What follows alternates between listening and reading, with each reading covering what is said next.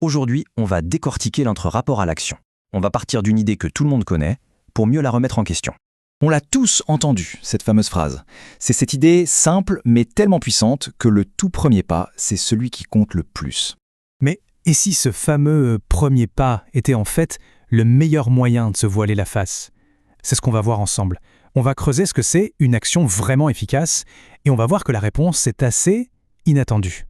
Bon, alors plongeons là-dedans. La sagesse populaire, depuis la nuit des temps, nous répète la même chose. Pour avancer, il faut juste un acte de volonté.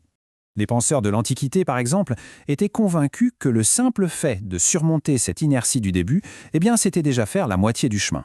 C'est vraiment une idée fondamentale en philosophie. La façon dont on commence, ça détermine tout le reste. Et ce n'est pas juste en Occident. Partout, dans toutes les cultures, le message est le même, encore et encore. Il suffit de se lancer. Donc, ça semble simple, n'est-ce pas? Pour réussir quoi que ce soit, il faut juste passer outre l'hésitation du début. Le message est on ne peut plus clair, commencer, c'est la clé. D'accord. Mais la vraie question, la question qui change tout, c'est de quel type de commencement parle-t-on? Et c'est là qu'on arrive au cœur du sujet. On va devoir faire une distinction absolument essentielle entre ce qu'on appelle le mouvement et l'action. La question c'est, est-ce qu'on est juste occupé ou est-ce qu'on est réellement productif? Alors, pour bien comprendre, on va s'appuyer sur l'auteur James Clear. Pour lui, le mouvement, c'est tout ce qui relève de la planification, de la stratégie, de l'apprentissage. En gros, c'est toutes ces activités qui donnent l'impression qu'on avance, mais qui en elles-mêmes ne produisent rien de concret. Et puis, il y a l'action. L'action, c'est le comportement qui, lui, va directement produire un résultat. C'est l'exécution pure et simple. La différence est énorme. D'un côté, le mouvement, ça fait du bien. On a l'impression d'être productif, surtout ça nous permet de repousser le moment fatidique de l'échec potentiel. C'est confortable. De l'autre côté, l'action. C'est là qu'on est vraiment productif, mais c'est aussi là qu'on prend le risque d'échouer. C'est l'exécution, la mise en pratique. Prenons des exemples concrets. C'est encore plus parlant. Chercher le meilleur régime sur Internet, c'est du mouvement. Manger un repas sain, là, maintenant, c'est de l'action. Réfléchir à 20 idées d'articles, c'est du mouvement. En écrire et en publier un seul, c'est de l'action. Demander les tarifs dans coach sportif, mouvement. Passer sous la barre de muscu et commencer sa série, ça c'est de l'action. On voit bien la distinction, l'un prépare, l'autre exécute. Ok, donc on a compris qu'il faut passer à l'action, la vraie. Mais la question suivante, c'est comment agir efficacement.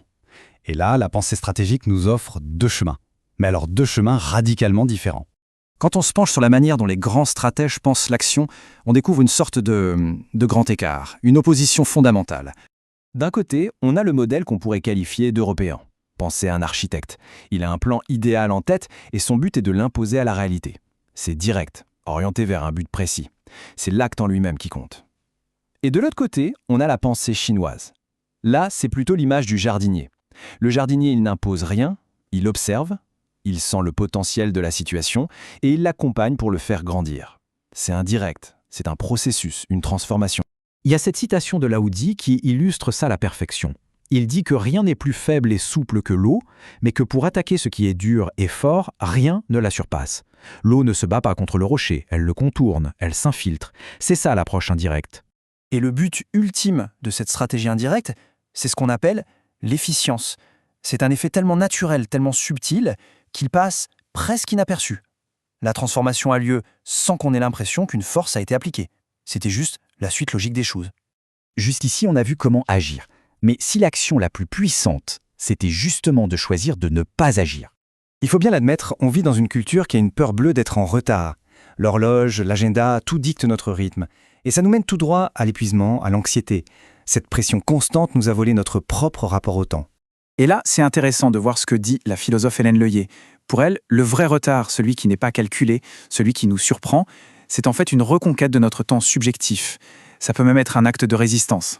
Alors attention, le but n'est pas du tout d'être irrespectueux ou de manquer à ses engagements, non, l'idée c'est d'accepter ces petits retards imprévus pour s'ouvrir un espace. Un espace pour la créativité, pour la réflexion, pour de vraies connexions humaines.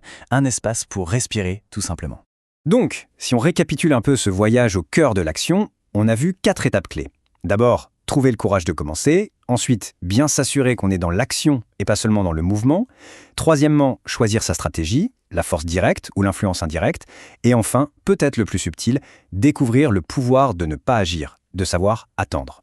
Ce qui nous amène à cette question finale, pour réfléchir un peu. Dans notre monde complètement obsédé par la vitesse, par l'instantanéité, que pourrait-on bien gagner à s'autoriser, de temps en temps, à être en retard? C'est une question qui nous invite à repenser notre lien avec le temps, avec la productivité et, au fond, notre lien avec nous-mêmes.